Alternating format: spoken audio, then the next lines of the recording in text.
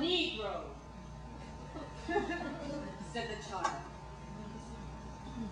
When Frantz Fanon wrote Black Skin, White Mask, his main concern was what he called Negrophobia. Fanon was a forefather of racial and colonial discourse. He was a psychiatrist, a revolutionary. He was schooled in France. Originally from Martinique, he fought for the Algerian Revolution.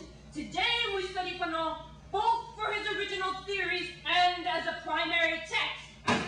How did Fanon deal with his very own psychoses? How did he live with his very own being after acknowledging an internalized struggle? I hope that today's class will address some of these questions. Now, if you will please turn to your assignment for today. Chapter 5, the fact of blackness. He states, sealed into that crushing objecthood, I turned beseechingly to others. Their attention was a liberation, running over my body, suddenly abraded into non-being, endowing me once more with an agility I had thought lost, and by taking me out of the world, restoring me to it. I was indignant. I demanded an explanation. Nothing happened. I burst apart. Now the fragments have been put together again by another sentence. Absolute. Caught in the fact of his race and all that it might entail. It becomes very clear that he is enacting a type of trauma, a type of racial horror, if you will. He is no longer human, but rather he is exploring the negation of his very own humanity. Yes, Fanon is at the crux of his own illusion.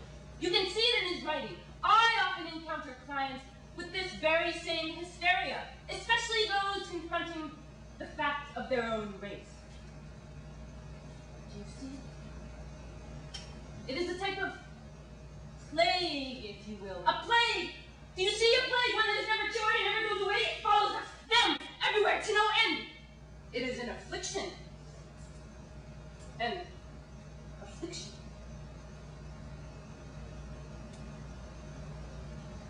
One of my favorite lines, page 26. The Negro is eclipsed. He is turned into a penis. He is a penis. Do you see that classic castration anxiety? He is a penis. It's incarnation. Fanon sees the black man as a prime site for castration, sterilization. Do you recall how he tells this funny joke about 4 black men exposing themselves in a cathedral and how their members fill the whole hall? The entire hall! He just can't stand it. His own phallus is so large yet simultaneously small. He cannot stand the predominance of his very own penis. It is a burden. It must be destroyed from within or without. It weighs on his mind as a pile of bricks. The irony. What all men desire, yet precisely the demise of the black man. It is the burden of manhood. We all benefit from a careful analysis of Fanon's psyche, for although not all colonial subjects have been subjugated as the African and Afro-Caribbeans were, it is through the phallus that we evolve and diminished. Diminished to the point of indistinction, where there is abundance. Black. Black. For me, it is the lack. The curse of the penis, small or large, both are castrated. I cannot continue to go on with this burden of the penis, for Fanon was eclipsed by the symbol of his possible phallic power. The mere symbol! Is it not clear to you? The psychological ramification? Colonial subject, no libido, no fetish, nothing but a constant reminder of black. Avoid, look! A Negro!